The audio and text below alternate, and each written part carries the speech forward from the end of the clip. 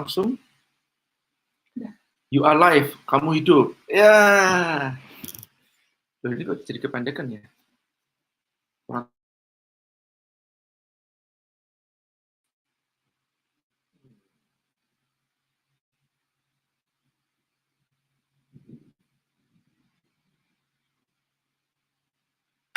Oke. Hasilnya bagaimana? Nah, sudah pada on air nih ya. Wow, luar biasa ini tampilan ininya. Di Facebook sama YouTube bisa bersamaan ya. Ini kepalaku kurang atas ya. Coba tampilannya seperti apa. Gini ya.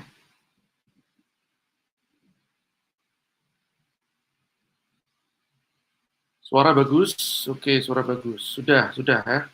Baik, teman-teman, bismillahirrahmanirrahim. Assalamualaikum warahmatullahi wabarakatuh. Alhamdulillahirrahmanirrahim. Wassalatu wassalamu ala sayyidina Muhammadin wa ala alihi washabihi ajmain. Bagaimana teman-teman, sehat semuanya? Nomor satu yang harus disyukurin adalah nikmat kesehatan kita. Karena saat ini kesehatan itu sangat mahal banget. Saya nggak tahu kenapa pada buat until tomorrow itu apakah karena tidak yakin besok masih ada. Atau gimana sih, saya nggak paham.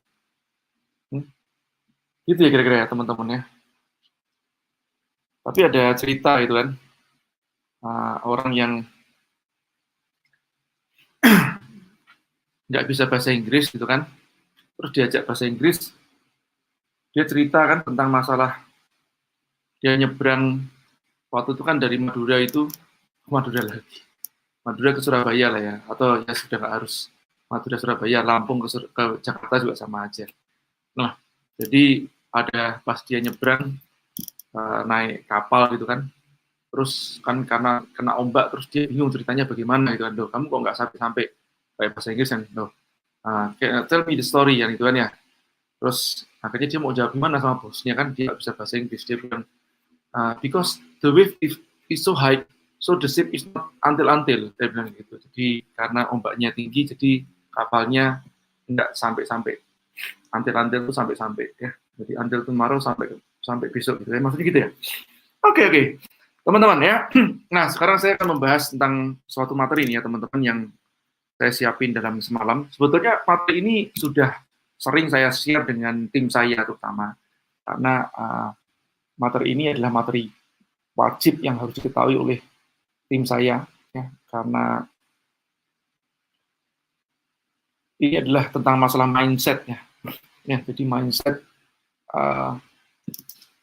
seorang entrepreneur atau intrapreneur. Jadi entrepreneur itu apa? Intrapreneur itu apa? Kalau entrepreneur itu pengusahanya, kalau intrapreneur itu adalah entrepreneur in organization. Jadi seorang pengusaha yang di dalam suatu perusahaan, alias dia bermindset pengusaha, meskipun dia seorang tim atau karyawan. Baik, saya langsung slide sharekan gimana, Nuri, bicara nih. Ini ya, di sini ya, head-nya. Sudah. Udah. Tinggal berarti. Di add, oke. Oh, langsung gitu tuh. Wah, keren. Berarti saya harus ke sini, terus langsung live. Gini.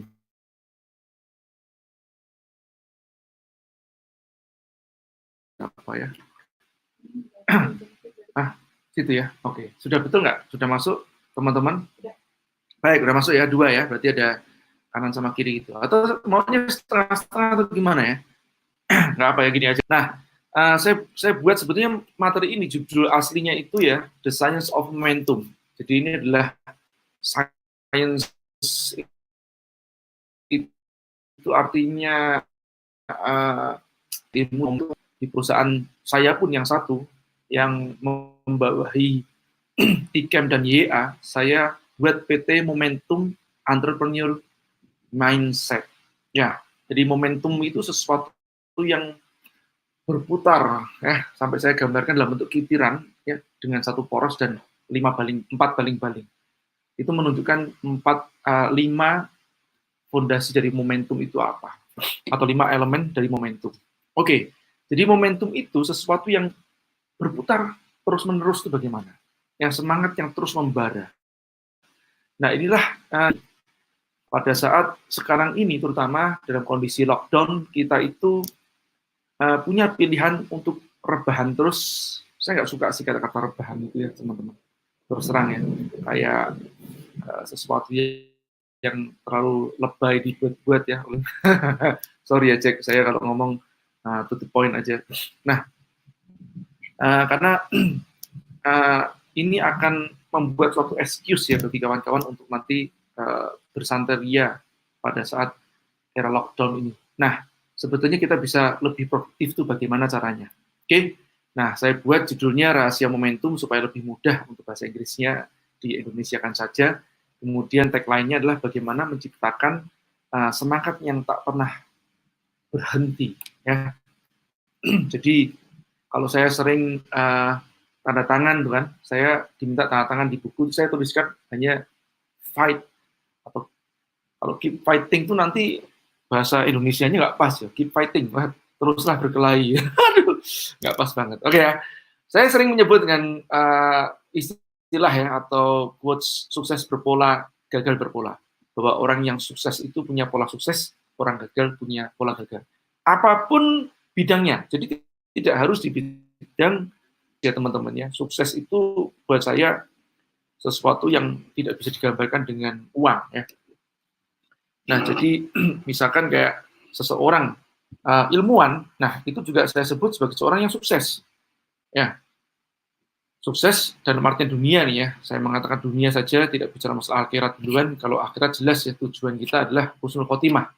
Nah, sukses dalam artian secara bidang ya, pencapaian di suatu bidang tertentu lah, itu saya anggap seperti itu aja. Itu punya suatu pola dan gagal punya suatu pola. Menjadi seorang dokter yang sukses, menjadi seorang dokter yang gagal, menjadi seorang pengacara yang sukses, menjadi seorang pengacara yang gagal, menjadi seorang pengusaha yang sukses, menjadi seorang pengusaha yang gagal, menjadi seorang tim player yang sukses, menjadi seorang tim player yang gagal. Oke, bahkan Anda pun ya bisa jadi mungkin memulai suatu karir Anda dari seorang supir, dari seorang pembantu rumah tangga. Tapi kalau Anda punya pola sukses, Anda akan naik terus, naik terus, naik terus. Ya, karir Anda bisa naik, ataupun juga mungkin bisa jadi suatu saat Anda bisa mendapatkan apa yang Anda cita-citakan. Misalkan Anda bisa menjadi seorang pengusaha. Kenapa tidak? Ya, saya punya pembantu, sudah pernah saya ceritakan, pembantu saya pertama kali di Batam itu, dia punya usaha sendiri. Ya, nah buat saya, ya lepas dari masalah pencapaiannya itu berapa, ya, tapi memang sekarang dia sudah punya mobil sendiri, punya rumah, rumahnya masih kontrak ya, dia kontrak ruko, dia maksudnya kontrak ruko, nah tapi udah punya usaha sendiri. Nah sembari suaminya bekerja, buat saya dia sudah bisa sukses, ya. Setidaknya bukan bicara masalah materi dibandingkan dengan kita-kita, tapi sudah cukup di atas rata-rata dan buat saya dia seorang pejuang. Nah itu buat saya seperti itu. Oke, saya lanjutkan ya. Materi ini, ya, terutama saya dedikasikan untuk para jomblo mulia, ya, supaya mereka-mereka yang saat ini dalam kondisi jomblo, Anda tetap bisa menjadi jomblo yang mulia atau jomblo yang produktif, bukan jomblo rebahan. Oke, saya tidak suka dengan kata-kata quotes yang digunakan kemarin banyak orang marak gara-gara apa era lockdown ini, bahwa dengan rebahan Anda bisa membantu pemerintah. Wah, saya nggak senang tuh. Ya tetap jangan rebahan toh ya. Ya Anda tetap bisa produktif di rumah. Oke, saya teringat kata-kata ayah saya. Ayah saya selalu berpesan kepada saya, bahkan pada saat itu sebelum saya mulai bekerja di grupnya Astra, ayah saya berpesan seperti ini. Ingat ya, bangun 3 hal ini. Skill, credibility, network. Skill itu apa? Keterampilan. Jadi ada namanya pengetahuan, ada namanya keterampilan.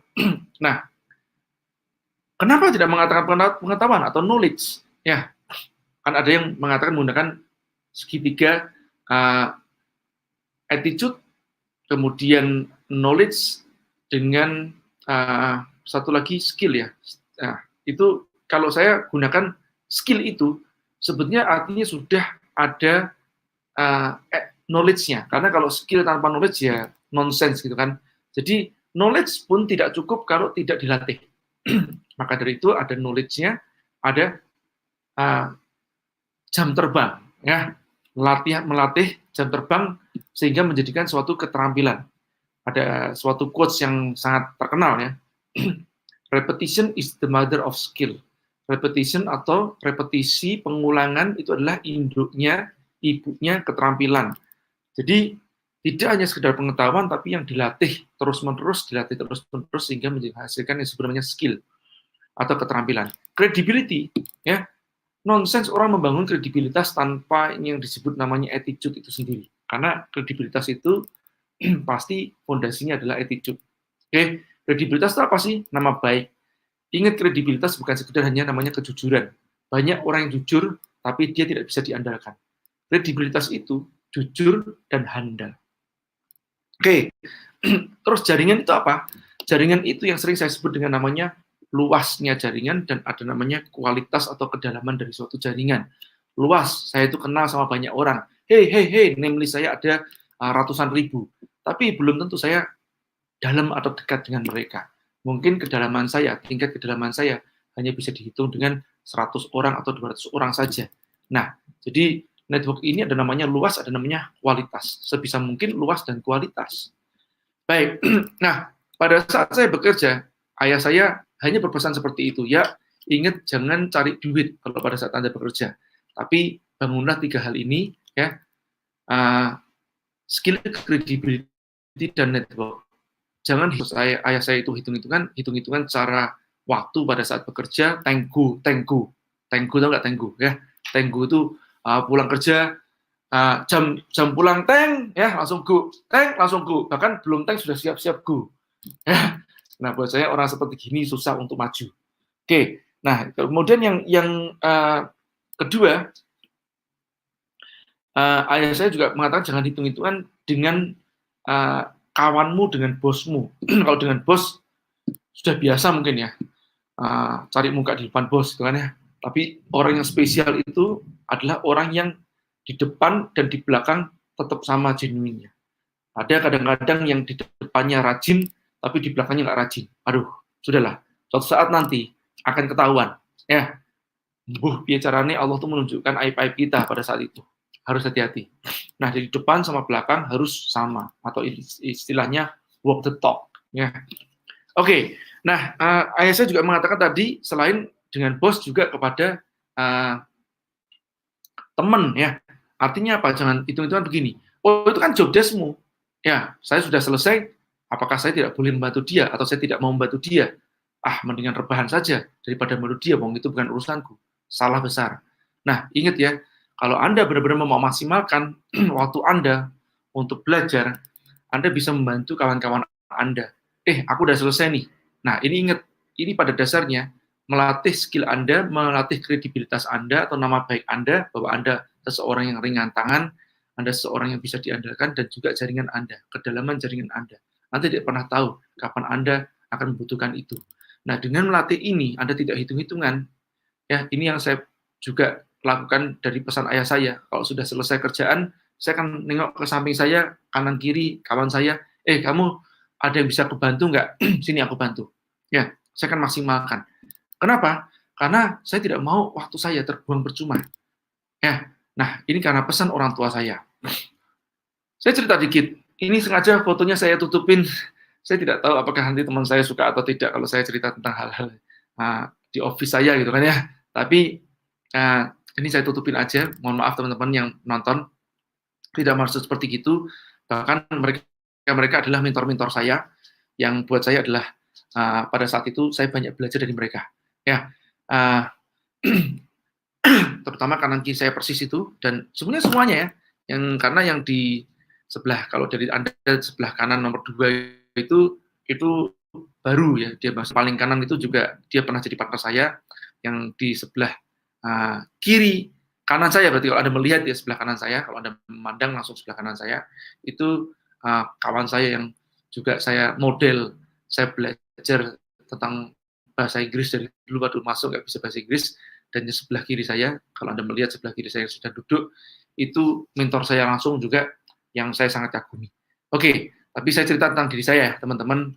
Pada saat saya masuk di Astra tahun 97, ini fotonya mungkin diambil sekitar 97-98 ya, kira-kira. Nah, itu saya dengan rambutnya gondrong dan kumisan, elek banget ya. Nuri, kamu usah ketawa. Iya, dulu saya sangat jadul dan kolot banget ya. Celananya celana kain, bajunya baju ya kayak gitulah. Itu bajunya juga dibelikan oleh kakak saya.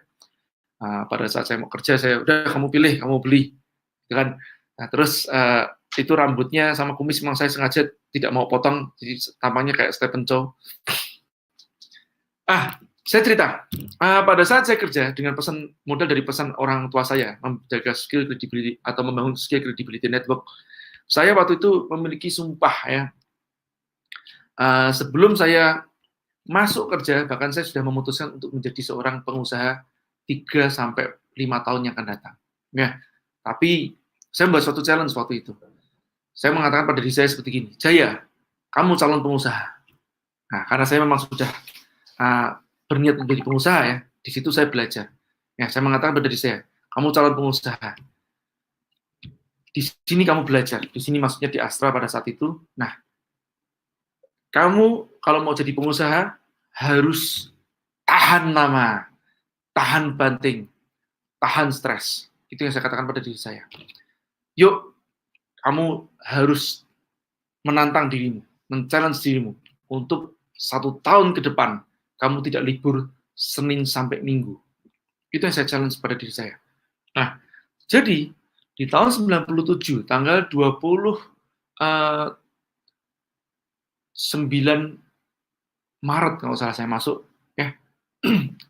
29 Maret saya masuk atau 27 Maret saya masuk, 1997 sampai tahun depannya dan bahkan 1,5 tahun ya, setahun ya, itu yang hampir fullnya, saya hampir tidak libur Senin sampai Minggu.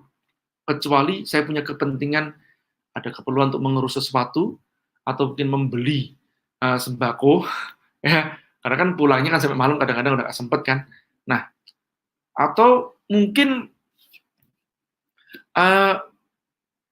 sekedar liburan ke suatu tempat ya. Kadang saya diajakin untuk yang namanya mancing gitu ya. Nah, mancing atau liburan ke pulau ya, karena itu bagian dari refreshing saya kan. Tapi pada dasarnya hampir bisa dikatakan, bisa dihitung jari liburan saya, katakanlah mungkin antara 5 sampai 10 hari selama setahun itu. Oke. Nah, jadi selama setahun full, Senin sampai Minggu, saya masuk. Dan saya masuk, saya adalah orang yang membuka pintu office saya, dan saya adalah orang yang menutup pintu office saya. Ya, jadi rata-rata teman-teman kan kalau masuk itu kan jam 8 kurang seperempat.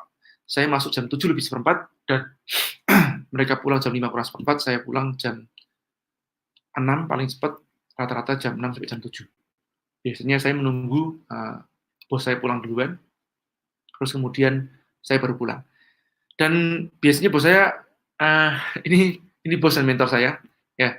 Meskipun teman-teman sebagian juga tidak suka dengan beliau, karena saking perfectnya beliau, tapi saya belajar banyak dari beliau. Kalau bos saya mau pulang itu, beliau langsung biasanya ngecekin satu persatu mejanya kawan-kawan, terus sambil agak sedikit marah gitu kan. Kenapa? Karena mejanya senior saya ini itu biasanya berantakan gitu kan. Beliau di sini merapikan satu persatu. Nah, itu yang beliau lakukan seperti itu. Jadi saya berusaha untuk tidak merepotkan bos saya dengan saya merapikan sebelum pulang, dan saya membereskan semua kerjaan saya sebisa mungkin sebelum saya pulang, alias tidak ada yang outstanding. Oke, makanya biasanya bos saya tanya gini, Jay, kamu belum pulang, Jay? Enggak, Pak. Masih ada kerjaan, Pak. Oke, Jay.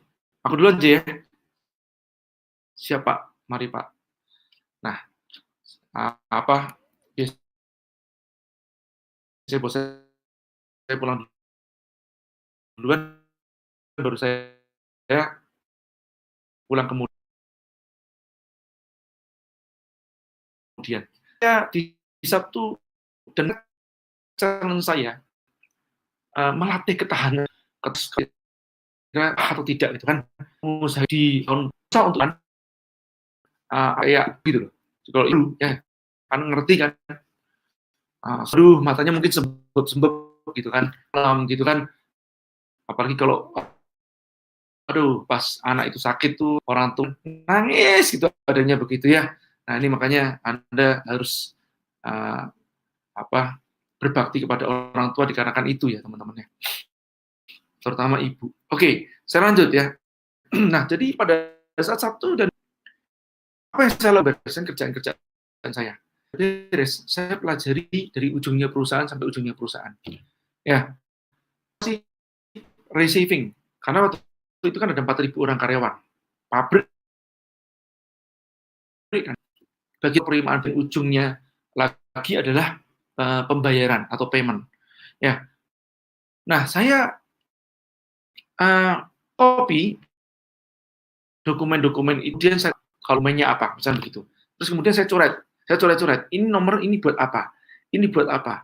Terus ini diisi apa? Kolom ini gunanya buat apa? Itu saya tanyakan satu persatu, seolah-olah saya kayak mau buat skripsi, loh teman-teman. Jadi saya kumpulkan dokumen-dokumen itu ya, yang untuk keperluan pribadi saya, untuk saya coret-coret, untuk saya belajar. Ya, jadi pada saat saya membangun usaha, pada dasarnya saya sudah cukup siap secara administratif. Ya, apalagi ini Astra ini adalah role model administratif yang luar biasa. Ya, nah termasuk SOP itu juga saya pelajari SOP itu. Ya, SOP atau proses flow-nya di bagian purchasing seperti apa, di bagian receiving seperti apa, di bagian production control seperti apa, dan seterusnya. Nah, saya kepingin tahu, penasaran banget, saya memikirkan ini akan jadi bekal saya di masa yang datang. Nah, selain itu pada saat Sabtu Minggu saya masuk, dan bos saya nggak tahu ya teman-teman, jadi saya tidak charge overtime, ya nggak dibayar overtime. Bos saya itu nggak tahu sama sekali, sampai sekarang bos saya pun tidak tahu. Kalau saya selama 1 tahun itu saya masuk Senin sampai Minggu, ya jadi tidak ada libur. Nah, masih nggak pacaran? Alhamdulillah tidak.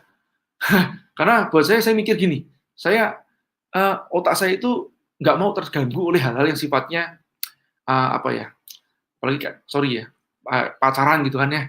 Dulu meskipun tidak zamannya ta'aruf, tapi saya juga berpikir, aduh, saya takut zina terus terang. Waktu itu saya benar-benar takut. Jadi saya alhamdulillah pada saat sekolah ya, saya nggak mengenal pacaran karena apa?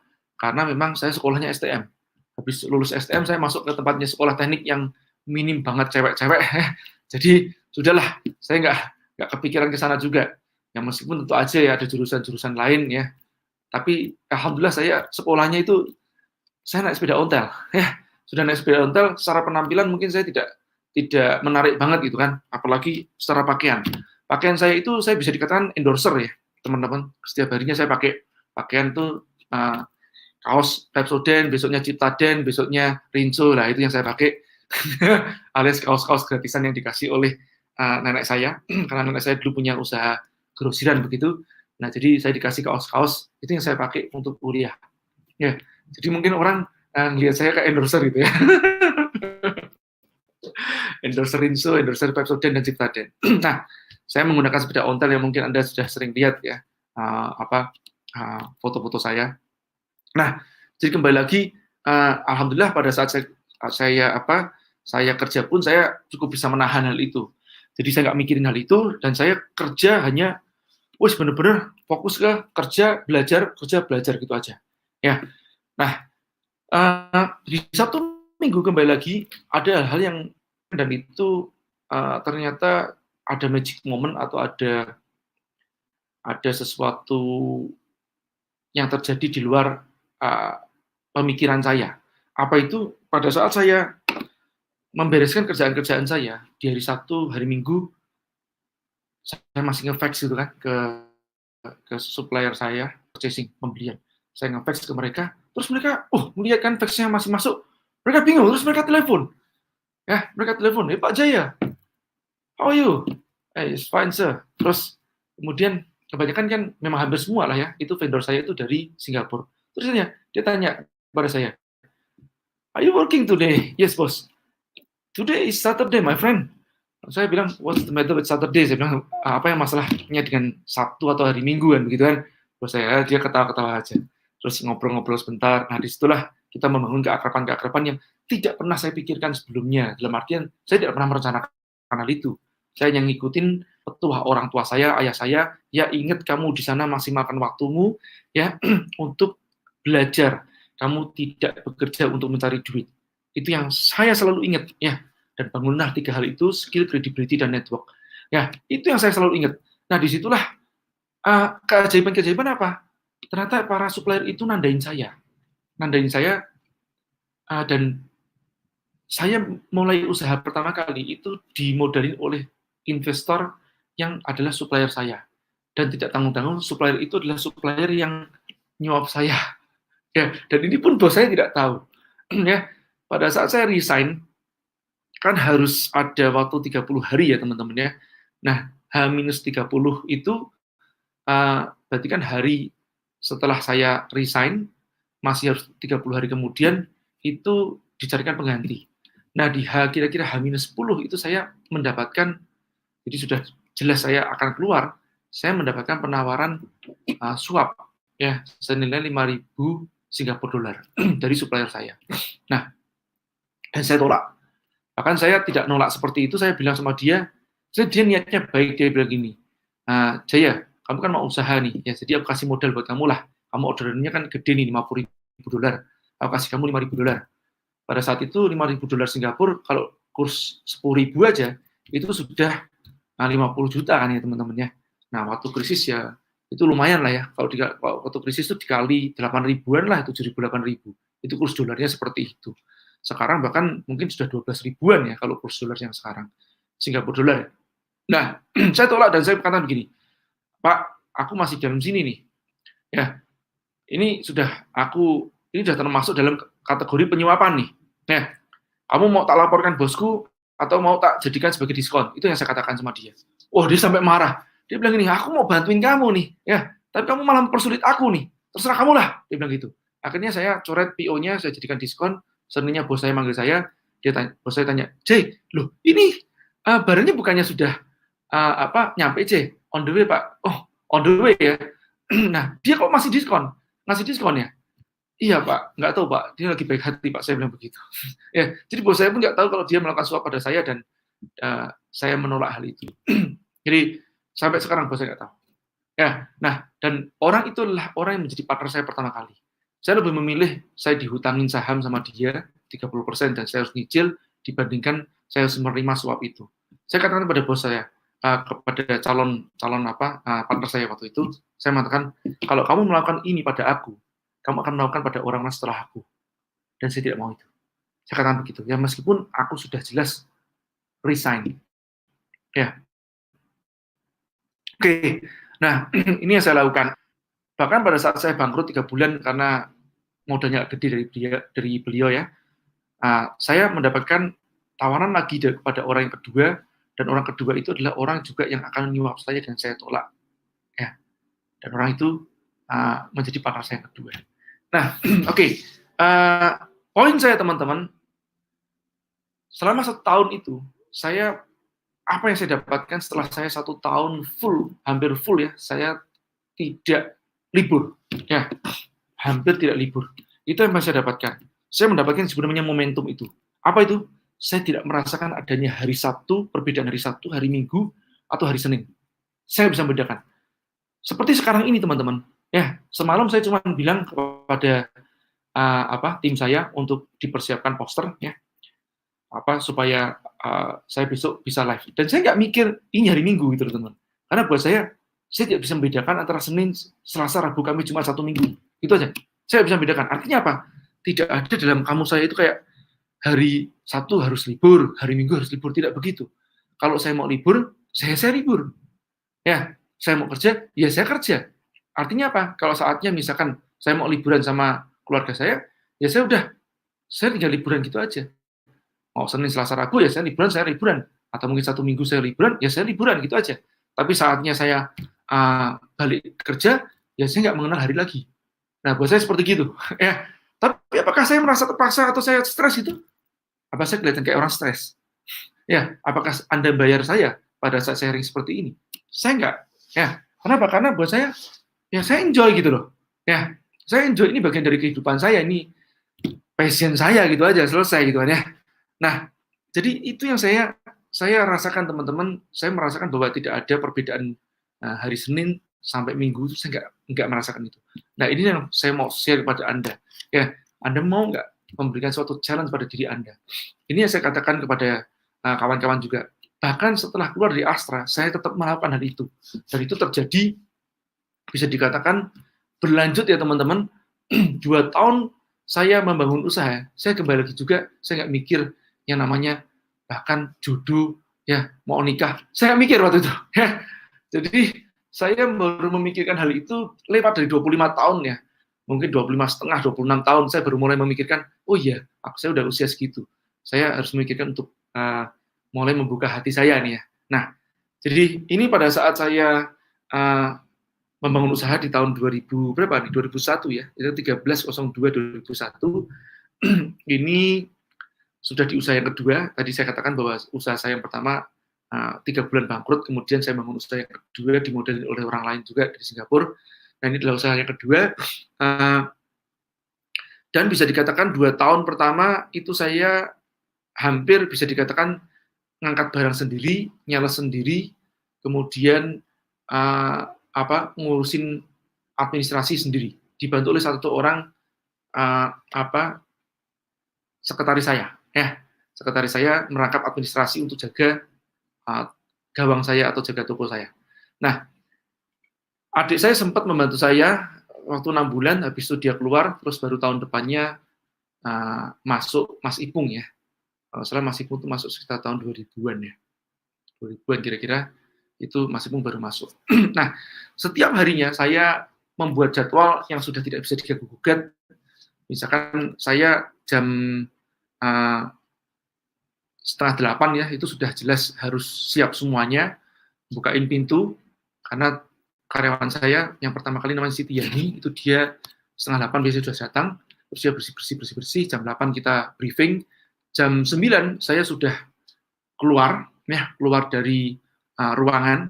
Kenapa? Karena jam produktif itu saya nggak boleh gunakan selain untuk nyales. Ya, jadi biasanya saya makan di satu tempat yang sama, namanya Rumah Makan Jakarta. Itu si Cici yang jualan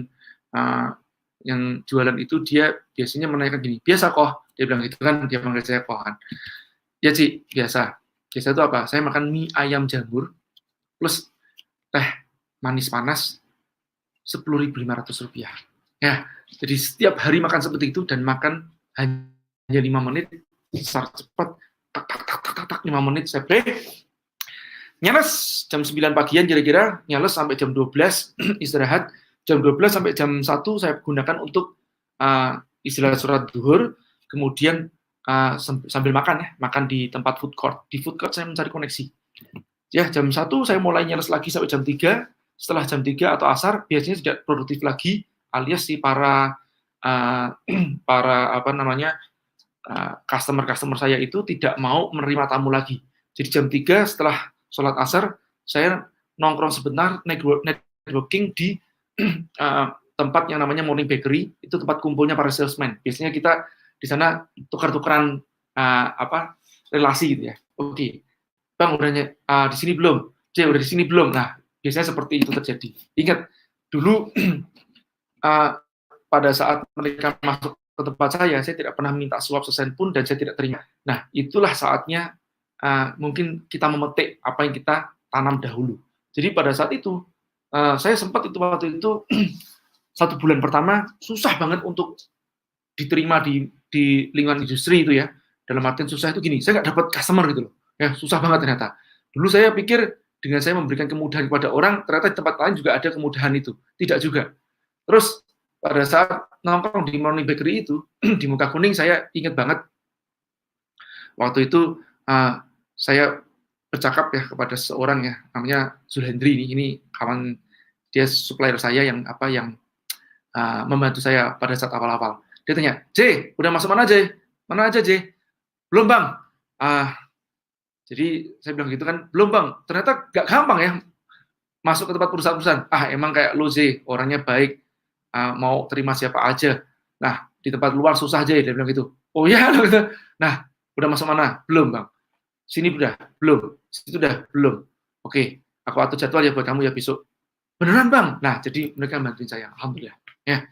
Nah, itulah. Jadi setiap habis asar saya koordinasi sebentar.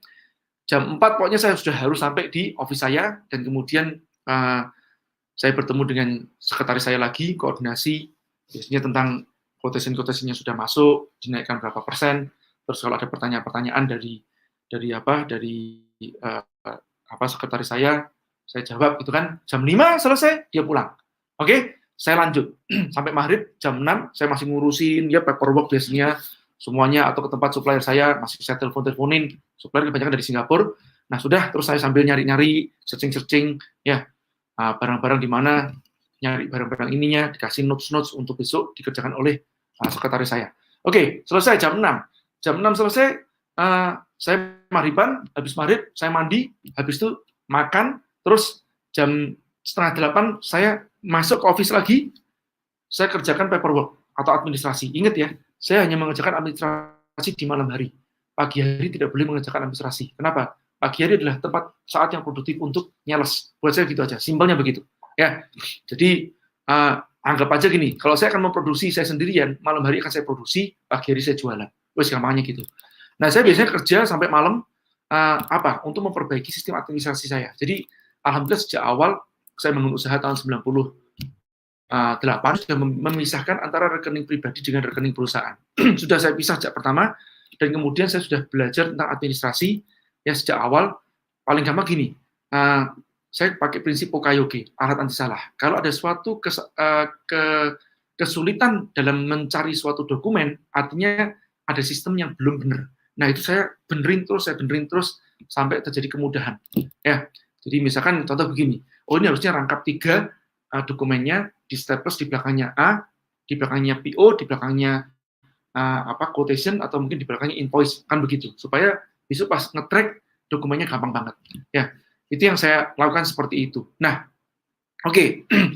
Saya biasanya belajar di malam hari, sampai katakanlah jam 12 saya selesai. Habis itu besoknya lagi seperti itu lagi pagi hari, bangun, subuh, ya, dan seterusnya. Ya, rata-rata saya tidur satu hari 5 sampai 6 jam, ya, rata-rata segitu per hari pada saat saya merintis usaha pertama kali. Oke, ya, dan seperti itu terusnya. Minggu saya libur, tidak libur. Ya, pada saat saya nggak ada kerjaan, ya, apa yang saya lakukan, saya nambah database. Contohnya teman-teman, kalau di Batam, saya hampir semua supplier itu saya pernah sisir. Dalam artian apa? Kalau pas nggak ada kerjaan, saya nisir supplier-supplier itu, saya datengin, jadi misalnya jalan ini saya habisin semuanya. Saya catatin satu persatu. Oke, ini jualan apa, ini jualan apa, ini jualan apa, ini jualan apa. Saya masukin satu persatu, saya kumpulkan kartu nama, kemudian saya masukkan dalam benak saya foto atau video lah istilahnya di benak saya. Oke, karena zamannya waktu itu HP belum smartphone, masih stupid pun. Jadi saya screening, screening ya, scanning. Oke, ini jualan ini. Jadi begitu ada orang tanya cari barang ini di mana, saya ngerti carinya di mana. Itu mana, itu di mana. Tidak hanya spare part, tapi juga hal-hal yang sifatnya kebutuhan-kebutuhan dormitory, rumah tangga, seperti sarung bantal, seperti kontainer, itu yang dulu saya supply, hampir jadi dikatakan palu gada pada saat itu. Ya, nah, jadi tidak ada yang sia-sia atau yang tidak produktif dalam waktu saya saat itu. Ya, teman-teman. Nah, kembali lagi, tidak ada waktu untuk mencinta pada saat itu ya. Akhirnya cuma kerja, ya, atau usaha. Oke, ya. Nah, jadi di waktu-waktu luang saya membaca buku, saya mempelajari akuntansi. Jadi insya Allah saya bisa membuat laporan keuangan, saya bisa membuat laporan laba rugi dan neraca. Oke, meskipun saya jurusannya teknik elektro. Nah, tapi saya tidak mau karena sudah ada tenaga-tenaga ahli yang lain kan begitu. Tapi saya ngerti, ya, karena dulu saya harus bisa melakukan semuanya. Saya bisa mendesain grafis menggunakan CorelDRAW dulu ya. Sekarang mungkin sudah gagap-gagap, tapi kalau belajar saya bisa cepat ya. Insya Allah juga belajar ilmu manajemen saya paham ya. Karena pada saat waktu luang yang saya lakukan itu, saya menggunakan prinsip 2 jam pertumbuhan per hari. Oke.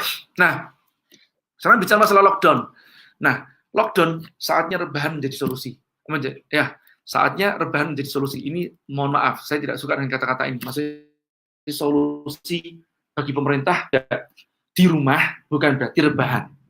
Ya, ini ingat ya, bukan berarti saya mengatakan, ayo kita keluar rumah. Tidak begitu. Saya mengatakan di rumah bukan berarti rebahan. Ya, harus tahu ya. Terus saat yang lain rebahan, silahkan rebahan, kita curi start dengan tetap produktif. Ya, Jadi justru saatnya mungkin mereka lockdown itu mereka bermalas-malasan, kita tidak boleh bermalas-malasan. Ini saatnya kita mencuri start. Ya, meskipun kita sedang di rumah. Bisa? Bisa. Oke. Nah, rebahan menjadi hal yang nyaman bagi seorang yang pemalas. Tidak menjadi hal yang nyaman atau menjadi suatu siksaan batin bagi seorang fighter atau pejuang. Oke, ada suatu perasaan yang bersalah pada saat kita nggak bertumbuh setiap harinya. Ingat, sukses itu harusnya, kalau secara dohirnya, adalah memaksimalkan potensi yang diberikan oleh Allah kepada diri kita setiap harinya. Maksimalkan potensinya. Makanya dikatakan bahwa seorang yang beruntung itu adalah orang yang hari ini lebih baik daripada hari kemarin atau hari esok lebih baik daripada hari ini. Betul? Apa maksudnya lebih baik? Artinya kita bertumbuh. Ya, baik itu secara tentu aja keilmuan dan juga secara ibadah kita. Oke. Hukum 90 hari. Nah, inilah penerapan yang paling minimize ya. Kalau tadi saya katakan 1 tahun, ada mungkin waduh masih setahun masih ampun gitu kan ya. Saya sering mengatakan kepada kawan-kawan atau wanita-wanita ya yang terlalu apa ya, mungkin udah kelamaan nggak dapat jodoh, saya mengatakan gini, oke, coba kamu bataskan dirimu duluan, atau dapat jodoh yang tidak berkualitas itu kan, saya katakan kamu pantaskan dirimu, puasalah posting, saya katakan begitu. Kenapa saya katakan puasalah posting? Karena pada saat Anda ya ngupload foto-foto kecantikan Anda, itu yang datang orang-orang yang hanya menilai Anda dari zohirnya saja, bukan dari dia, gitu ya. Tapi dari mungkin semlohehnya Anda, gitu ya. Dari kemolekan Anda, ya, dari make up Anda, gitu ya, tidak dari zahirnya. Nah, maka dari itu biasanya saya tantang untuk berpuasa 1 tahun untuk tidak ngupload sosial media yang ada fotonya Anda, gitu kan ya. Tapi ngupload yang lain boleh, tapi bukan untuk pencitraan. Sorry Jack ya. Dalam hal ini saya aliran cukup keras. Nah, hukum 90 hari, simpelnya begini aja. Anda challenge. Saya tidak menantang Anda 1 tahun, tapi kalau Anda mau jadi pengusaha, harusnya Anda berani 1 tahun. Tapi kalau Anda untuk secara umum, general, yuk saya tantang 90 hari. Terutama kalau ini 90 hari buat tim saya, itu is a must gitu loh, suatu keharusan. Misalkan ya, saya punya tim, saya akan tantang 90 hari pertama kamu kerja di bisnis, jangan pulang kampung. Jangan pulang kampung. Masih. Tapi kalau orang tua minta kita untuk pulang atau bagaimana, apa kangen sama kita bagaimana masih? Bilang sama orang tua, selama masa pendidikan, ya aku ingin taat pada guruku, ya, dan insya Allah nanti ridhonya guru menjadi ridhonya Allah juga. Dan ini bukan saya mengatakan seperti gini juga ya teman-teman, ya guru kita, guru besar kita, Abuya dan Abuya Hatmat bahkan menetapkan muridnya yang 40 orang itu selama 10 tahun tidak boleh pulang meskipun orang tuanya meninggal. Wah, sampai segitunya? Iya. Nah, taat kepada guru, ya, itu mendapatkan ridhonya guru adalah ridhonya Allah juga. Ya, kalau ini dalam fase pendidikan, itu boleh. Ya, apalagi di Mekah kan, itu kan nggak boleh pulang sembarangan, gitu kan. Nah, ini dalam kondisi tarbiyah. Nah, saya menerapkan seperti itu. Kalau kamu belajar, ayo. Tapi saya tidak menerapkan kepada semua orang sih pada dasarnya. Biasanya orang-orang yang mau saya didik, saya akan menantang seperti itu. 90 hari ini kamu tidak boleh satu pulang kampung, dalam artian apa? Tidak boleh libur. Ya, tidak boleh pulang kampung, tidak boleh libur 1 hari pun. Jadi kamu challenge dirimu sendiri, harus selalu ada kerjaan atau harus dalam kondisi belajar. Ya, dan disiplin. Tidur 1 hari kalau sekarang ya, Anda harus tidur 7 jam supaya imunitasnya bagus. Ya tidur 7 jam 1 hari, 7 sampai 8 jam 1 hari, cukup, itu udah bayi sehat. Kalau saya mengatakan tidur 8 jam 1 hari itu bayi sehat. Oke ya. Nah, 7 jam 1 hari, oke cukup, baik. Selama lockdown ya. Kalau nggak lockdown, kalau masih jomblo, usia di bawah 30, udah deh 5-6 jam 1 hari. Ya. Oke, hukum 90 hari. Ini dibagi menjadi 30 hari kebiasaan, 30 hari kebutuhan. Ya, gampangnya seperti gini. Ada buatin semacam kayak checklist, ya, checklist per 30 hari. Jadi 30 hari pertama, 30 hari kedua, 30 hari ketiga. Nah, terus kemudian di hari pertama kalau ada berhasil, Anda coret 30 hari pertama, coret hari kedua, coret hari ketiga sampai 30 hari. Ya, lanjut 30 hari kedua. Kalau seandainya Anda ternyata di hari ke-33 Anda bolos, apa yang terjadi? Anda mulai hari ke-34-nya, ya, itu atau hari ke-32 dibolos ya, hari ke-33-nya, itu Anda harus hitung dari hari pertama lagi. Alias semuanya hangus. Berani terima tantangan? Ya, kalau berani ya, saya bilang gitu ya. Saya, oke. Nanti bilang berani boleh juga ya. Nah, jadi biarkan jadi public commitment, oke? Nah, jadi 90 hari alias 30 kali 3 tidak boleh libur.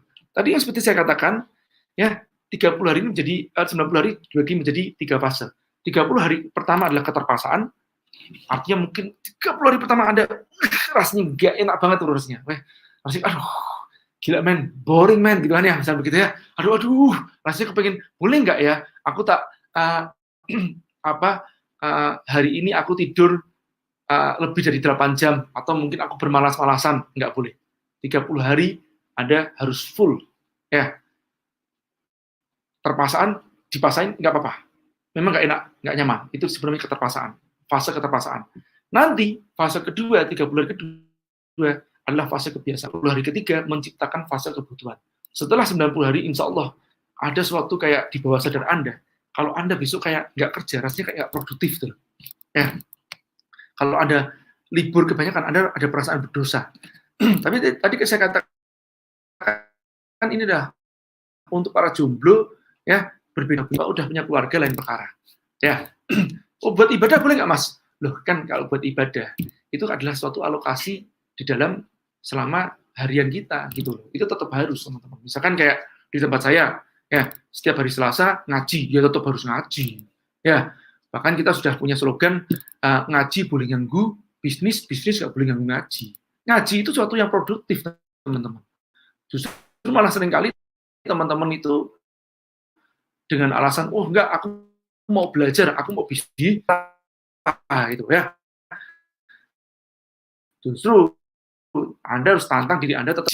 Oke, teman-teman. Jadi ini ya, kalau hari ke-15 bolong, hari ke-16 adalah hari pertama lagi. Oke, dan seterusnya. Oke, nah bagaimana cara bertumbuh dengan cepat dan terarah? Kita harus membuat yang namanya to-do list setiap harinya. Oke, nah ini kalau tools-nya Anda banyak macam ya teman-teman. Kalau di online juga ada, di offline juga itu kawan kita Faiz ya yang punya Taubaters, dia juga membuat yang namanya Muslim Planner kan. Nah, itu Anda bisa gunakan itu, Muslim Planner. Bagus ya. Pada dasarnya ini materi ini juga saya dapatkan dari bukunya Stephen Covey, Seven Habits of Highly Effective People, terutama di Habits First Thing First. Itu menjadi satu buku tersendiri yang terpisah dari Seven Habits adalah First Thing First. Dahulukan yang utama, karena penting banget kita buat skala prioritas kita. Oke, saya sering mengatakan bahwa seseorang yang efektif itu seringkali terlihat egois, karena dia harus berani mengatakan tidak untuk sesuatu yang tidak produktif. Oke ya, minum dulu. Baik, pertanyaan-pertanyaan sudah banyak, disiapin ya pertanyaannya, sudah hampir selesai slide saya. Nah, saya ambil contoh begini, 2020 ke 2021, oke? Kondisi sekarang, kondisi yang diinginkan. KS itu kondisi sekarang, KD itu kondisi yang diinginkan. Ini adalah modeling NLP, atau yang disebut dengan present stage, desire stage. Oke, nah, bagaimana Anda bisa bertumbuh dengan cepat? Anda yang sekarang itu seperti apa? Nah, Anda yang masa datang atau masa depannya, seperti apa yang Anda inginkan? Misalkan begini, sekarang ini Anda mungkin katakanlah newbie banget atau saat ini malas-malasan, pemalas. Anda ingin rajin, lebih rajin. Seperti apa yang rajin itu? Yang sekarang mungkin tidur 12 jam. Anda ingin melatih tidur 5-6 jam untuk jomblo ya. Kalau udah usia lanjut, ini saya tidak sarankan kan, imunitasnya tidak lebih lemah. Oke, contoh misalkan Anda sekarang selama setahun ini Anda tidak banyak membaca buku, selama setahun Anda ingin menghabiskan 30 buku atau 52 buku, satu minggu satu buku gitu ya. Silakan ya. Nah, atau Anda ingin mengikuti training selama setahun ini minimum 10 kali training. Ya, itu Anda buat target-targetnya. Oke. Ilmu-ilmu baru apa saja yang Anda ingin dapatkan atau expert di bidang itu. Anda nggak ngerti tentang masalah internet marketing, Anda mau jago di internet marketing. Nah, sekarang growth hack-nya itu adalah how to-nya. Yang di tengah adalah how to-nya. Ya, how to-nya kalau mau paling cepat itu cari role model-nya. Role modelnya siapa? Pelajari belief system dan strategi. Belief system-nya dia membentuk dia, keyakinan-keyakinan orang itu apa saja. Nanti di topik-topik yang terpisah yang sebenarnya role model. Ya, strategi. Nah, belief system di bawah sadar, strategi itu yang seringkali nalarnya. Ya, cara mencapai tujuannya itu bagaimana sih strateginya? Misalkan contoh apa-apa saja yang dipelajari ilmu-ilmunya. Ini bisa dikecilkan dikit ya, dingin banget ya AC-nya. Barusan dipasang AC nih teman-teman ya, jadi enak nih adem. Nah, jadikan dia sebagai mentor Anda sebisa mungkin ya, tapi tentu aja yang value-nya benar. Kalau value-nya salah, nanti akan masuk ke dalam bawah sadar Anda dan mempengaruhi diri Anda juga. Oke, terus Anda harus membuat kurikulum. Kurikulum menuju ke sananya itu apa saja? Materi-materi wajibnya apa? Saya ambil contoh begini teman-teman. Anda bisa nggak usah kuliah sebetulnya. Anda tetap bisa belajar di rumah. Ya, tapi memang ini tidak bisa dilakukan oleh semua orang ya. Kecuali orang-orang itu adalah orang-orang yang bisa mempertahankan momentumnya. Oke ya. Nah, saya bahas ini di lain waktu ya teman-teman. Ini intinya Anda membuat suatu kurikulum yang harus Anda disiplin. Oke, minggu ini Anda belajar apa, minggu depan belajar apa, Anda buatin kurikulumnya. Oke, atau bisa selang-seling kan gitu, kayak orang kuliah tuh dibuatin kurikulumnya. Cara membuat kurikulum itu sebetulnya begini, simpelnya. Kalau dulu saya membuat kurikulum YA, gampangnya saya akan mencari 3 university di luar negeri yang ternama untuk masalah. Misalkan itu saya cari kurikulumnya tentang bisnis, ya saya cari irisan atau potongannya. Itu adalah materi wajib. Kemudian di Indonesia, apa saja yang pada saat itu bagus, waktu itu APPM ya. Terus kemudian ada mungkin Prasetya Mulia mungkin ya. Nah, itu saya cari irisan-irisannya. Ya, 3 dari luar, 3 dari dalam. Irisannya itu, irisan dari keduanya, itu adalah materi wajib. Nah, dari materi wajib itu dibedah lagi. Siapa yang expert di bidangnya? Bidang pemasarannya, di bidang manajemennya, di bidang production-nya, di bidang pemasaran dibagi-bagi lagi mungkin, selling-nya, promosinya, branding-nya, itu dibagi-bagi lagi. Cari expertnya dan cari training-trainingnya. Oke? Nah, itu seperti itu kita pembuatan kurikulum. Terus kemudian dijadwalkan selama 1 tahun itu. Jadi, waktu Anda sudah sangat terjadwal sekali, apa harus dilakukan setiap harinya.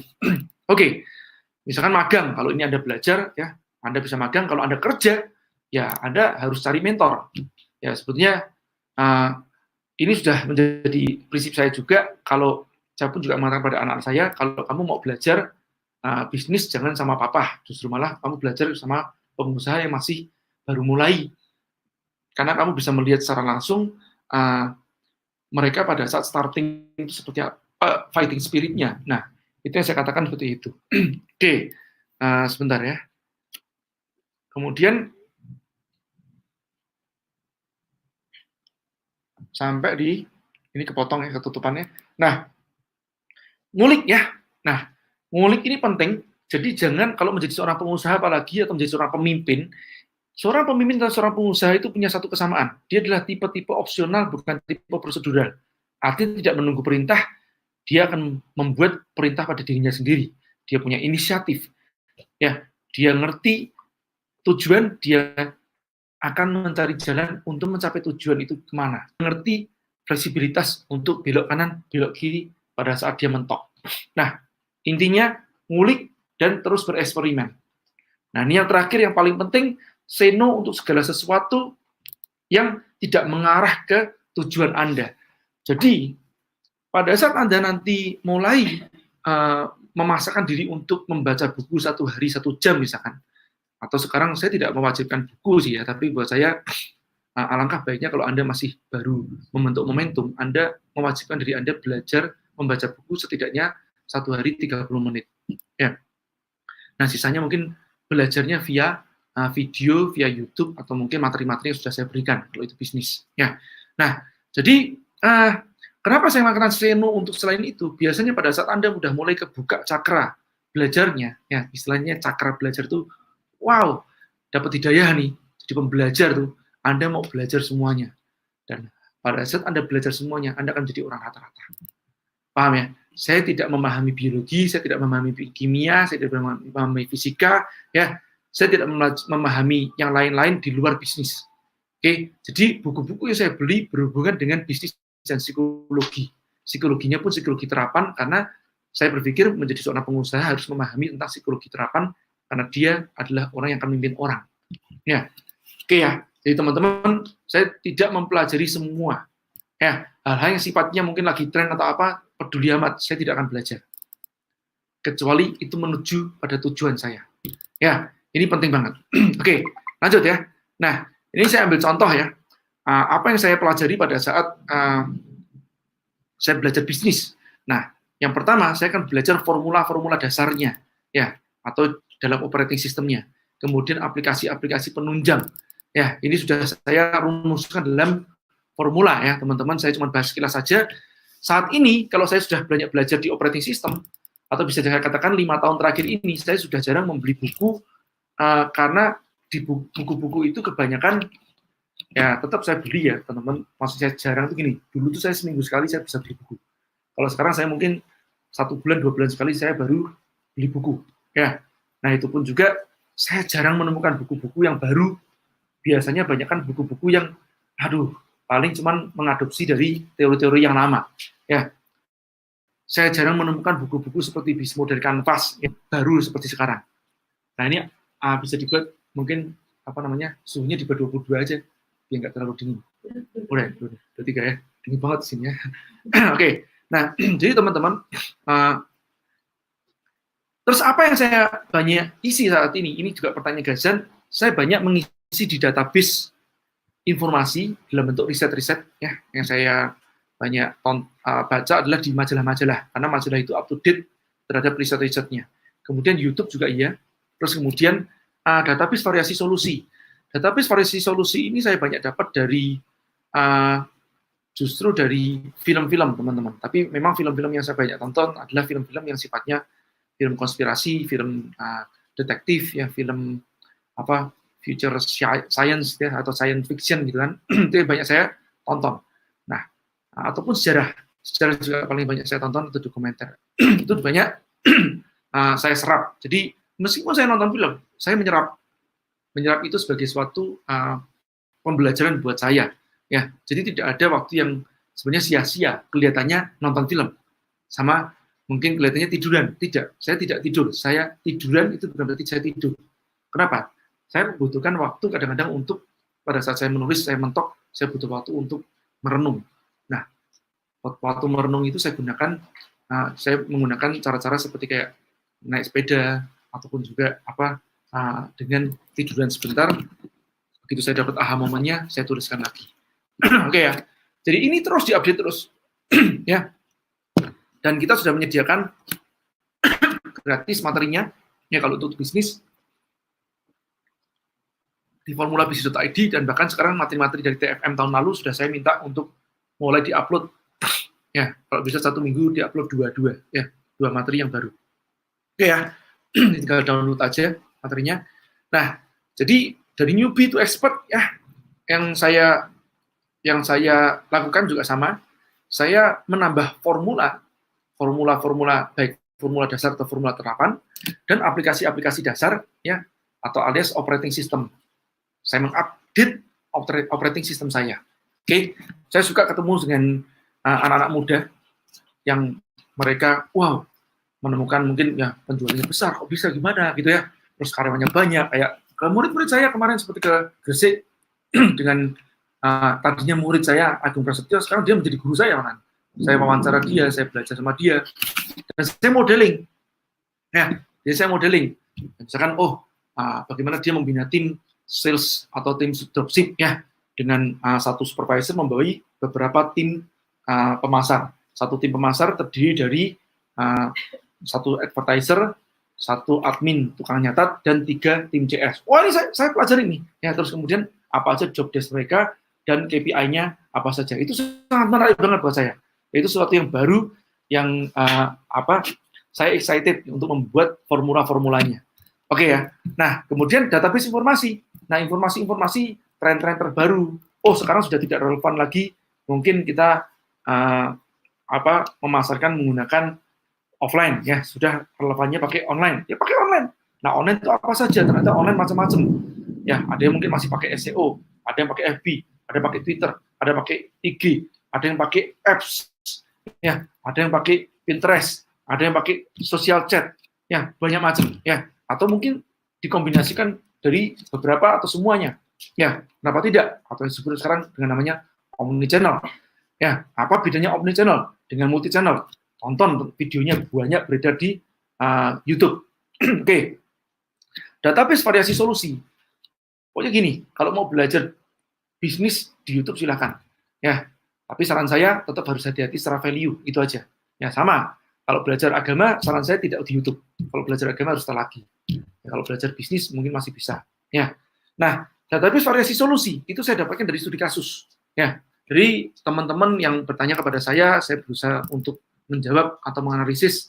Dari situlah saya kaya akan database solusi atau database variasi solusi. Ataupun juga studi kasusnya teman-teman yang lain, ya saya tonton, saya mendengarkan ya atau membaca dari studi kasus yang lain. Itu memperkaya atau melatih intuisi saya. Oke ya. Jadi membayangkan sebelum saya mengalami. Oke. Terus kemudian inputnya adalah masalah. Jadi pada saat setiap kali ada masalah, terimalah masalah itu sebagai suatu challenge atau tantangan.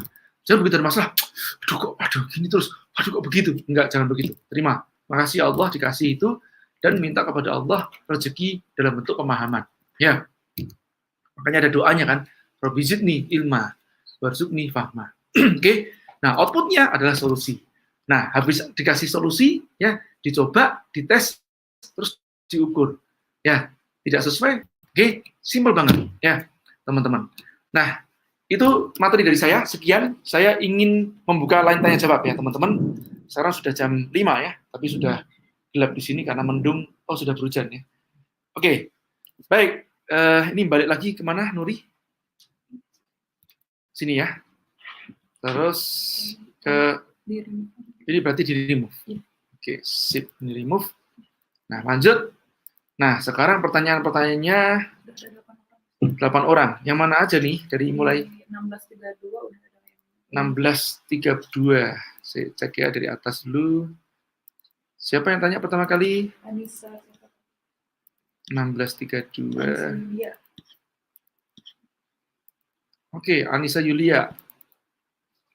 Saya gedein dulu ya. Oke, di tengah pandemi corona ini, saya sedang merancang delivery order kuliner Mas J. Pertanyaan, bagaimana caranya mengakali biaya pengiriman, Mas? Nah, ini kok nggak ada hubungan sama materi yang saya ya, momentum ya. Kalau bisa, teman-teman tanyanya yang ada hubungan ya. Misalkan kayak buku apa saja yang wajib ditonton, ya, wajib dibaca, dan film apa saja yang wajib ditonton. Ini saya punya daftarnya ya, karena di YA pun juga kita kasih buku-buku wajibnya. Oke, baik ya, saya jawab lah, nggak apa. Di tengah pandemi corona ya tadi ya. Nah, pertanyaannya bagaimana caranya mengakali biaya pengiriman, Mas? Harga dinaikkan atau dengan minimal pembelian? Delivery order kuliner, ya nggak masalah kok dinaikkan, juga nggak masalah. Wong toh nggak ada pilihan seperti itu kan gitu ya. Jadi karena seperti kayak Anda kalau misalkan pakai GoFood pun kan juga Anda kena potongan 20% kan. Itu juga kan biasanya dinaikin lebih duluan sebelum Anda masuk tempatnya GoFood. Wow, ini keren banget ya, sudah ada 296 plus 2 di YouTube ya, di Facebook ya. Ternyata di YouTube lebih banyak ya, di Facebook malah sedikit. 295 yang nonton secara langsung nih, luar biasa. Nah, kalau Anda, saran saya juga, Anda mulai lari ke Frozen ya. Kalau Frozen nanti Anda bisa masukkan ke tempatnya gudangnya Yubi ya teman-teman. Nah di Yubi sudah menyediakan gudang untuk produk frozen. Oke, Anissa juga tanya lagi, atau mungkin dengan mengumpulkan jumlah pesanan baru berangkat. Tidak, ya buat saya tidak begitu. Ingat teman-teman ya, ada suatu kaidah, tidak setiap pos dipalakin. Ya, atau kaidah yang pertama adalah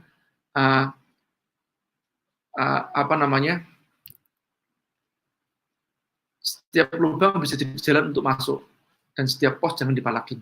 Nah, maksudnya apa? Sekarang ini saatnya mungkin untuk mencuri customer gitu ya, mencuri customer. Ya, karena mungkin Anda apalagi yang punya tempat tidak strategis ya, Anda bisa menggunakan delivery. Nah, buat saya tidak harus Anda hitung-hitungan berlebihan. Yang penting radius 10 km buat saya anterin aja. Ya, cari customer itu nggak gampang kok ya. Kalau ada istilahnya juga itu dilakukan oleh Sayyidina Utsman yang saya tidak meremehkan yang kecil. Jadi yang kecil pun juga terima. Layani aja mereka, tidak apa. Karena saat inilah kita juga harus melayani mereka-mereka yang sedang lockdown. Makanya niatnya itu harus benar duluan. Niatnya membantu kawan-kawan yang di rumah saja. Nah, untuk mendapatkan suplai makanan tetap terjaga. Itu niatnya yang benar duluan. Nah, begitu itu sudah terjadi, Anda nggak akan hitungan berlebihan. Jadi jangan menghitung rezeki berlebihan gitu ya. Atau istilahnya kayak hitungannya kok berlebih gitu, nanti sehingga ini akan justru menjauhkan Anda dari rezeki Anda. Oke, jadi terima saja. Nomor berapa lagi? Siapa? Oke, Lismia. Izin pertama bertanya, saya usaha di bidang salon muslimah dan harus tutup dalam situasi seperti ini. Bagaimana kebijakan untuk gaji karyawan sementara udah usaha kita tutup, tidak ada dana darurat? Ya, belum BEP, terima kasih. Ya, kalau udah tutup ya nggak bisa ngomong apa-apa lagi. Tapi kalau misalkan masih bisa buka, lain perkara. Nah, teman-teman, sudah saya videokan juga kemarin dengan Christina Lee. Anda bisa nonton videonya di tempat channelnya Christina Lee ya, teman-teman. Oke, apalagi nih? Kurang action, terlalu senang dengan zona nyaman. Ya, ini maksudnya apa nih? Ya, bukan tanyaan nih, mungkin dia ini ya, pengakuan dosa. Oke, di rumah tidak berarti rebahan. Ya, betul. Pertanyaan lagi. Oke, 1649. Kalau yang bergoda-goda gimana? Ini berdaging terus. Bukan ya? Alvin dan Wan. Oke, 49. 1649. Mana ya? Dandan bukan? Alvin. Oh, Alvin. Kalau yang udah berkeluarga gimana Mas Ji? Yang udah berkeluarga buat saya gitu juga sih, tetap harus memproduktifkan waktu, cuman tetap harus membagi dengan keluarga. Ya, buat saya begitu saja. Saya juga tiap hari juga di rumah kan, ya ngurusin anak juga iya, ya. Nah, karena anak saya itu kan memang lengket banget ya dengan saya, manja banget. Nah, tetap ada waktu buat anak ya, tapi juga buat saya waktu saya buat bertumbuh pas mereka tidur atau pas Naya tidur, ya saya tetap lanjut lagi kerja lagi gitu loh. Jadi kadang dia ngerengek-ngerengek untuk tidurin dia, ya sudah lah saya tidurin sebentar, setengah jam biasanya aja. Kalau udah ngantuk banget ya sudah cepat tidurnya, terus habis saya keluar ruangan lagi kan untuk melanjutkan kerja. Oke. Terus 1650 Kaila. Oke, Kaila. Masih apakah setiap orang bisa menjadi pengusaha? Ya, buat saya gini. Kata-kata bisa itu ya insya Allah bisa kalau mau. Kan begitu ya. Maksudnya tipe pengusahanya itu apa? Anda nanti bisa cek 5+1 tipe pengusaha materi saya. Ya, nanti ada tipe pengusaha yang tipenya cocoknya di tipe kreator, ada yang cocoknya mungkin di tipe supporter, ya. Supporter itu yang +1-nya sebetulnya. Atau yang kedua lah kalau dari kreator, terus kemudian distributor, yang ketiga adalah kontraktor. Nah, yang kontraktor, yang keempat adalah produsen, yang kelima adalah traffic generator. Plus satunya adalah supporter. Jadi tipenya saja yang berbeda-beda, cocoknya di mana. Oke. Intinya mau atau tidaknya. Tapi memang setiap orang punya potensinya masing-masing ya teman-teman. Kadang tidak suka jualan dia, tapi sukanya diproduksi ya dia silakan nanti bisnisnya bidang produksi. Masih untuk toko offline parfum refill, apa ada ide alternatif untuk masa lockdown, karena sebagian ekspedisi juga ada yang sudah tutup. Ya jual yang tidak refill lah, kan begitu aja. Ini sebetulnya bolak-balik sama teman-teman saya sudah sering mengatakan kalau nggak ada jalannya tuh buat jalannya, kalau nggak ada orderan buat orderan. Caranya bagaimana? Cek aja yang paling kebanyakan diorder sama teman-teman atau yang demandnya besar itu seperti apa. Dan inilah pentingnya database ya. Apa sih yang paling disukai, Anda tinggal buatin dalam bentuk pengiriman-pengiriman. Ya, jadi sudah disiapkan saja, tidak usah pakai refill. Masih dalam keadaan sekarang ikut berjualan sanitizer, bagaimana pandangan masih? Ya itu solusi ya, tapi jangan untuk, apakah itu termasuk mencari keuntungan dalam masa sulit? Kalau jualnya harga wajar tidak juga, justru malah membantu ya teman-teman. Yubi juga sekarang juga menjual sanitizer juga untuk membantu kawan-kawan yang kesulitan karena masa supply-nya kurang. Yubi Pro CS-nya lelet. Tuh, Yubi Pro CS-nya lelet. Ya. Diprotes loh. Nah, saya kalau seperti gini, ya sudah, memang saya akan posting ke tempat teman-teman Yubi Pro atau apa teman-teman CS-nya Yubi supaya Anda juga belajar ya, sama-sama. Karena itulah teman-teman, kalau seandainya sekarang itu zamannya memang transparansi banget ya teman-teman. Jadi kalau Anda tidak mau dikritik secara frontal, ya Anda harus sangat responsif, karena customer itu sebetulnya pada dasarnya mintanya kita itu online 24 jam. Ya, jadi di malam hari pun juga tetap jam 12 itu. Halo. Ya, apalagi pas ordernya online itu, orang order online itu kadang-kadang kalau terjadi salah transaksi itu dia stres di malam hari nggak bisa tidur tuh. Saya mengalami hal itu. Ya, jadi jam 2 itu bisa nggak tidur, aduh ini duit udah masuk atau belum? Ya, double transfer atau tidak kan itu kan.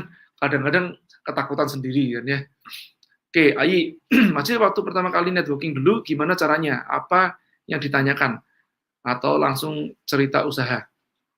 Buat saya gini, konsep networking itu sendiri saya juga sudah konsepkan atau tuliskan di yang disebut namanya 5 elemen momentum ya. Itu yang pertama adalah membangun kredibilitas dengan integritas atau credibility with integrity. Yang kedua, membangun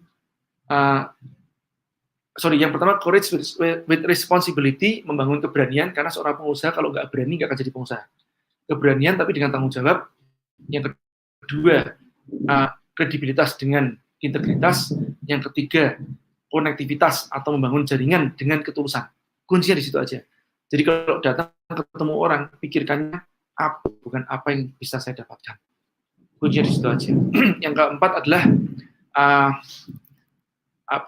membangun kreativitas ya dengan moralitas. Artinya kita kreatif tapi bermoral, punya value. Yang terakhir itu ada di porosnya tengahnya, ya, konsistensi with strategy, ya, dan strategi. Nggak hanya sekedar konsisten buta, cuman asal jalan terus, ya, di depannya tembok, jalan terus.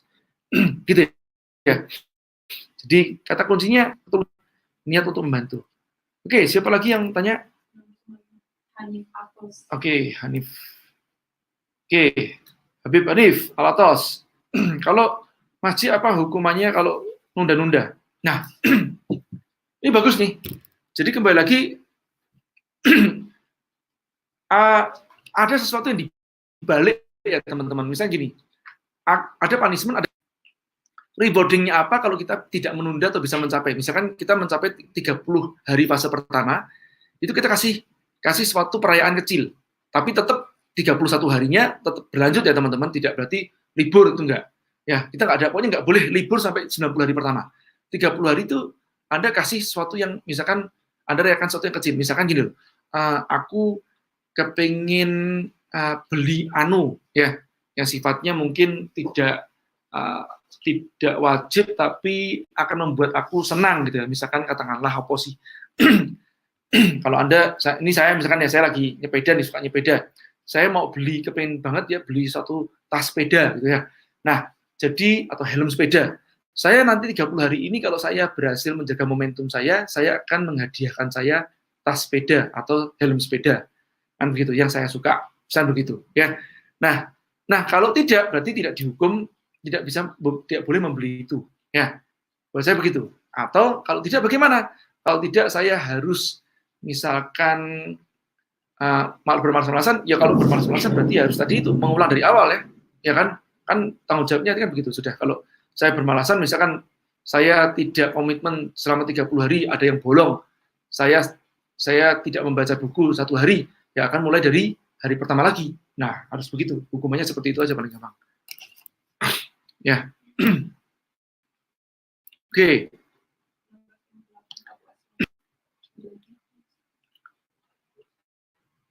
Mana ya? 16? 58 Abu Aslam.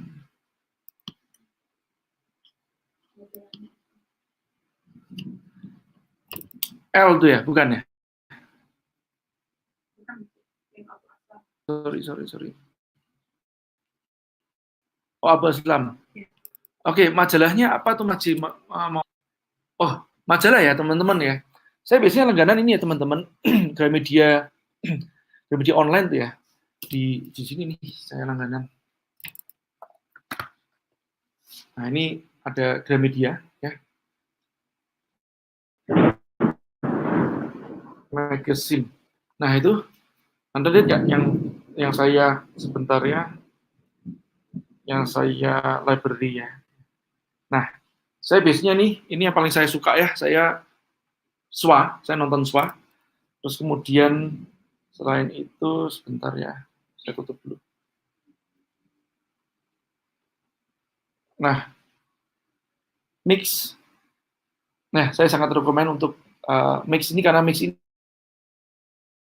banyak data yang sifatnya survei.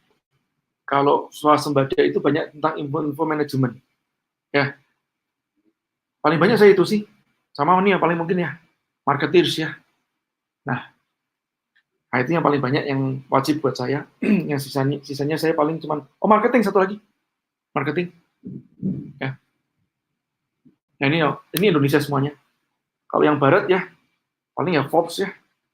Forbes ya. Nah, ini belum saya baca nih. PR-nya masih banyak. Nah, jadi langganan aja Gramedia Online itu sudah cukup banyak informasi-informasinya. Itu yang paling banyak saya baca ya teman-teman. Oke, lagi? Elna Free, oke. Maksudnya saya kan ke depan keinginan usaha dalam bidang makanan, kemasan, F&B. Misalnya setelah dari kerja di perantauan Korea, saya menambah wawasan dengan kuliah di Prodi Teknologi Industri Pangan bagaimana? Ya silakan saja, nggak apa-apa. Tapi buat saya sih akan lebih cenderung saya akan curi start sekarang untuk belajar sekarang. Jadi tidak nanti, ya. Jadi sebenarnya gini, kalau Anda tanya sama saya, menjadi seorang pengusaha nggak harus pintar, tapi pintar cari orang pintar. Ya, ini kuncinya ada di situ. Artinya gini loh, Anda harus berani untuk memulainya, mempelajari, yes, ilmunya Anda harus pelajari, tapi tidak harus belajar secara detail banget gitu ya, tidak harus. Untuk awalnya yes, ya, tapi Anda belajar tidak harus juga di bangku kuliah. Buat saya itu terlalu lambat di zaman sekarang nih ya. Kecuali Anda memang profesinya saya katakan misalnya gini, kalau Anda mau jadi pengacara ya Anda harus kuliah secara profesi kan gitu loh. Jadi akuntan begitu juga. Tapi kalau Anda mau jadi pengusaha, Anda bisa belajar ilmunya tanpa harus kuliah.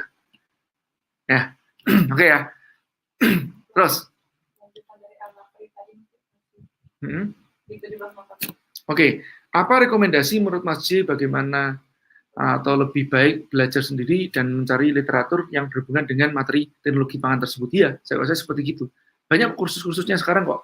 Itu ada yang Bu Yuyun ya, salah ya. Bu Yuyun Anwar kan juga membuka kelas-kelas untuk Ghost Kitchen ya. Ghost Kitchen itu apa? Ghost Kitchen? Ayo, dapur setan. Oke, berapa kali? 15 berapa? 17.03. 17.03. Oh, di bawahnya. Assalamualaikum Mas Ji. Waalaikumsalam. Afwan mau tanya apakah di Yuk Bisnis kumpulan orang yang sudah menjadi pengusaha ingin bangkit lagi untuk berbisnis lagi, tapi ingin cari mentor. Yuk Bisnis buat siapa aja, pengusaha dan calon pengusaha. Yang penting mau belajar menggunakan menerapkan formula. Ya, framework untuk pemula saya atau formula bisnis.id. Oke, lanjut Abu Aslam. Kalau repeat order di bawah 50%, apa baiknya ganti bisnis atau research ulang? Research buat saya. Ya, atau mungkin bisa jadi target pasarnya salah. Amalan dzikir yang bikin semangat. Komplit itu di Rotib Al-Hadad, kita setiap sore nanti jam 18.30 teman-teman, ya itu ada membaca Rotib Al-Hadad bersama-sama. Ini termasuk juga di era virus ini sangat bagus banget untuk proteksi kita. Komplit ya. Frontline ya. Frankie, kalau zaman sekarang berbayar semua Mas, bagaimana memilih mentor yang berbaik Mas? Kalau mentor berbayar nggak usah dipilih aja, karena mentor yang masih terima bayaran buat saya bukan mentor. Lah mentor bisnis kok dibayar, lucu kan itu loh. Rekomendasi tools biar bisa bikin to-do list. Itu banyak banget, saya nggak ngerti sekarang, yang saya nggak update ya, karena buat saya to-do listnya di sini. Ya, sudah langsung otomatis jalan sih. Tapi itu bisa saya katakan Muslim Planner juga bisa kan. Muslim Planner punyanya Taufik Butters. Oke. Apa saja materi yang rekomendasi Mas J? Buku apa saja yang harus rekomend starting? Nanti saya posting aja ya teman-teman ya. Untuk itu saya posting di Instagram saya. Sama film-film wajibnya apa saja. Buku dan film. Oke. Siap. Terus? 1705 Ridwan Firdaus. Membuat kurikulum maksudnya bagaimana? Membuat kurikulum itu artinya gini loh. Kalau kita mau belajar sesuatu 1 tahun ini, ya itu kurikulumnya apa saja yang wajib. Itu paling gampang.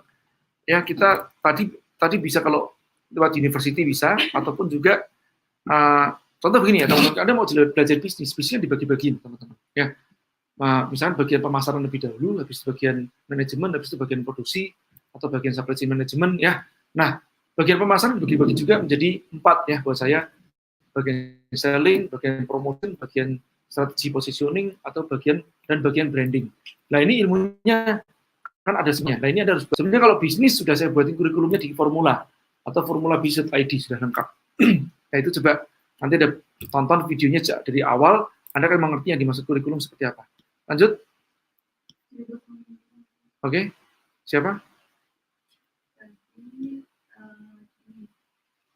Imam Mukhlis. Ya, memilih guru atau mentor yang tepat buat saya yang value-nya benar duluan. Karena kalau value-nya salah, nanti Anda akan jadi kapitalis. Ya, nah kalau di Yuk Bisnis sendiri sudah punya mentor-mentor di kota-kota besar ya sudah ada, kayak Malang sudah ada mentornya, Surabaya ada mentornya, Jogja juga sudah ada mentornya. Insya Allah sudah siap untuk mengajar Anda. Di Jakarta, Bogor sudah ada.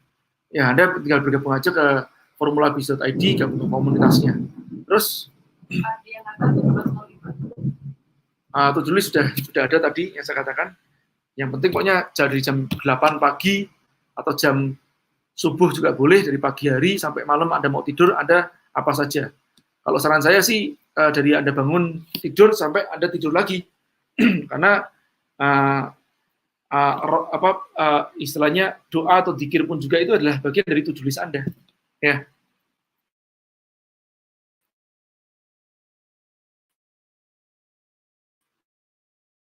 Oke.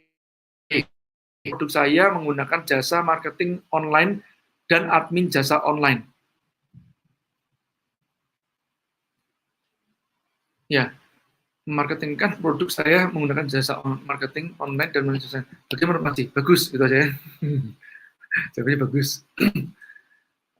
Film sudah relevan, tonton berkaitan materi ini tadi sudah, nanti aja ya. Yang itu untuk bisnis ya. Terus apa list buku-buku wajib sudah ya tadi, sama aja. Momentum itu, nah ini Mas J mau tanya apakah momentum itu direncanakan atau dicari, dibentuk ya, tepatnya dibentuk ya teman-teman, dengan tadi itu dari keterpaksaan, kebiasaan, kemudian sampai menjadi kebutuhan ya. 30 kali 3, kalau saran saya challenge setelah itu di challenge lagi 30 kali 3 lagi atau kelipatan 30. Cara riset produk yang bisa dijual pada masa krisis ini bagaimana? Ini agak panjang tapi berbeda topik ya teman-teman. Nah buat saya intinya aja gini aja. Ada satu materi saya tentang customer journey, tapi nanti mau saya buatin materinya khusus. Mudah-mudahan teman-teman ini saya beresin sebelum lockdown selesai nih ya.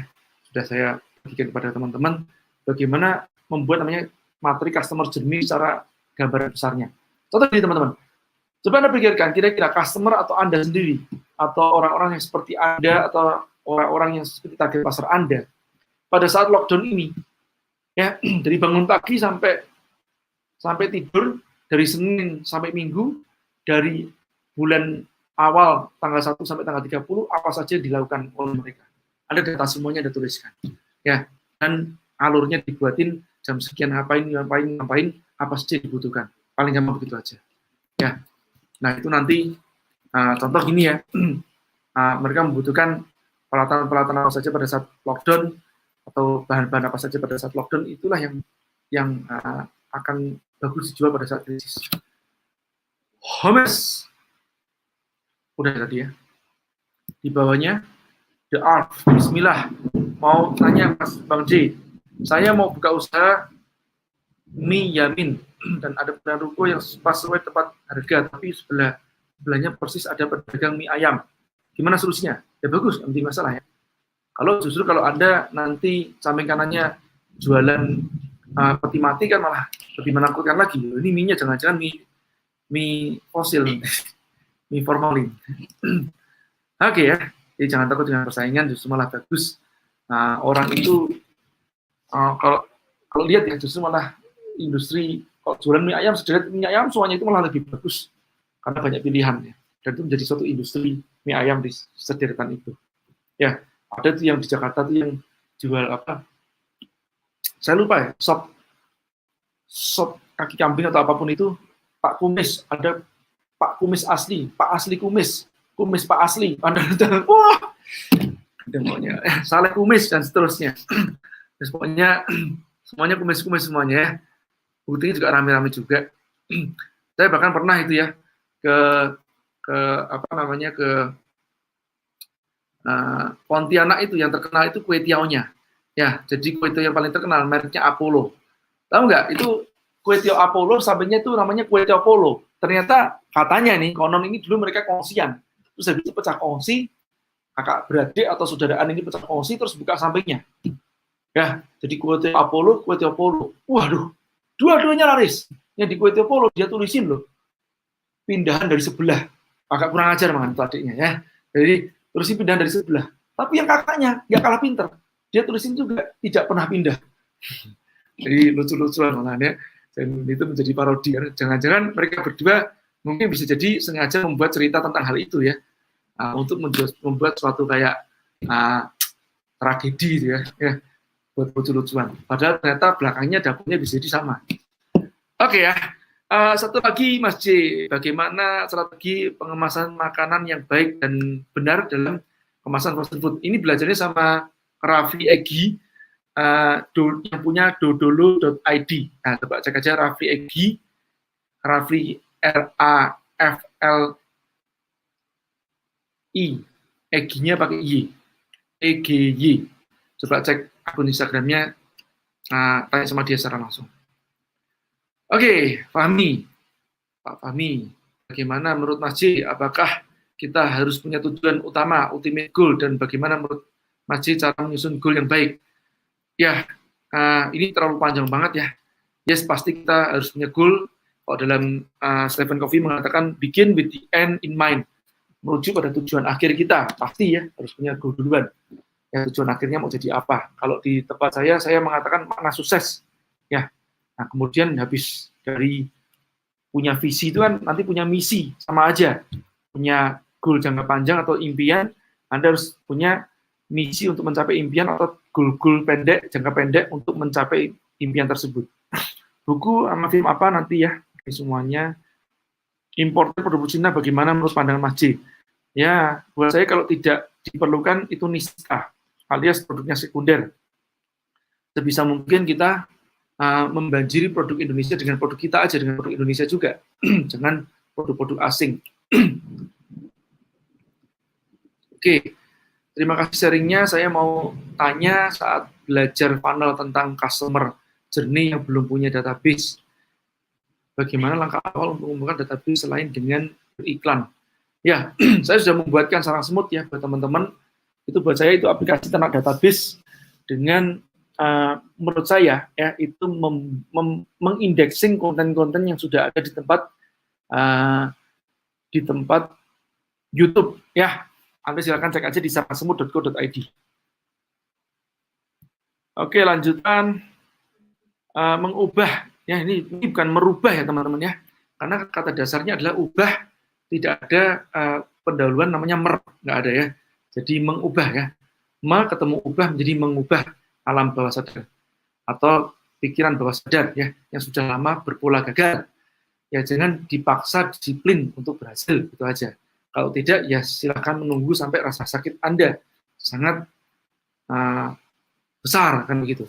Kalau enggak ikut masuk ke suatu organisasi-organisasi, kumpulan-kumpulan yang kumpulnya fighter-fighter yang punya mindset yang benar. Ya ingat ada istilahnya, if you want to be an eagle, mingles with eagles, kan begitu ya. Jadi berkumpullah, berbaulah dengan para elang, jangan dengan chicken.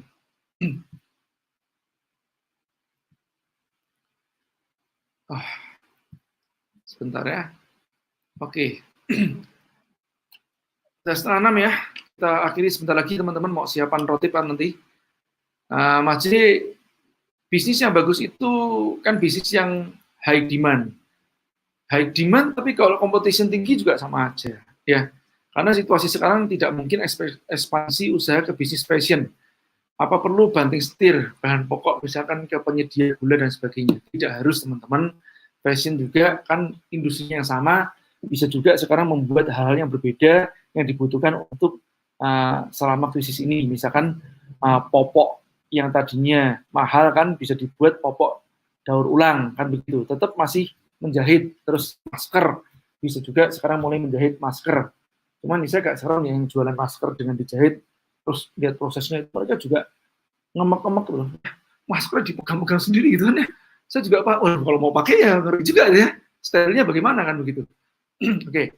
Nah, jadi intinya sebetulnya Anda bisa macam-macam ya mengubah bisnis Anda di era krisis ini yang tidak keluar dari core bisnis atau core kompetensi Anda. Misalnya kalau Anda di bidang fashion, Anda kan ditarik mundurnya, fashion itu kan sebetulnya tetap konveksi gitu ya, bisnis hilirnya, bisnis hulunya. Nah, itu Anda tetap bisa terjun ke dunia konveksi, tapi mungkin untuk produk-produk yang sekarang diperlukan seperti kayak apa nih istilahnya namanya overall atau banisut ya, yang untuk dipakai apa namanya alat medis apa APD, alat apa ya, gitu kan, alat yang digunakan untuk bantuan medis tuh ya. Nah itu kan yang panjang-panjang begitu, kalau di Astra dulu namanya banisut. Oke, itu bisa juga, kenapa tidak ya? Bisa di switch kok. Kebutuhannya apa sekarang, tinggal di switch ke sana. Anak-anak Mas J, cara mengajari bisnisnya bagaimana? Ya tentu aja saya ajakin aja ke tempat lingkungan bisnis saya, paling gampang seperti gitu kan, supaya dia melihat duluan, terus habis itu tidak diberikan kepastian ya. Contohnya gini ya teman-teman, jangan anak kita dikasih uang saku setiap hari berapa begitu, itu akan jadi mindsetnya akan jadi karyawan ya. Nah, terus yang kedua, biasakan dengan sifat-sifat atau memberikan perintah yang sifatnya opsional bukan prosedural. Misalkan gini, Anda misalkan menyuruh dia membuat sesuatu tapi tidak mengajarkan bagaimana cara membuatnya. Nah, suruh dia nanti mencari cara membuatnya bagaimana dan biarkan dia berbuat kesalahan-kesalahan. Itu caranya membuat anak menjadi seorang pengusaha. Ya, ciptakan dia atau bentuk dia menjadi seorang yang tipe opsional bukan tipe prosedural. Masih menurut Aceh bagaimana keadaan sosial ekonomi Indonesia 1-2 tahun ke depan dikaitkan dengan keadaan saya? Saya nggak ngerti. Ya, belum tahu apa yang akan terjadi. Ya, di masa yang datang. Jangan ini masa depan. Masa samping aja saya nggak lihat ya. Bagaimana cara tetap produktif yang sebelumnya kerja dan sekarang tidak kerja? Ya tadi itu saya katakan, sejak awal kan sudah saya katakan. Ya. Apa saja yang harus dilakukan agar tetap bisa menghasilkan? Ya itu, mikir, toh. Baca buku, bukan langsung laris.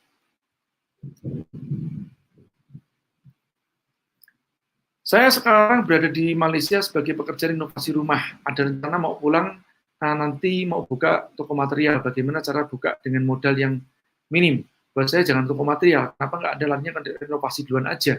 Ya, jadi kalau toko itu kan material kan harus diciptakan demandnya duluan aja. Anda biarkan yang punya toko material sudah banyak gitu ya. Nanti ada sifatnya menunggu.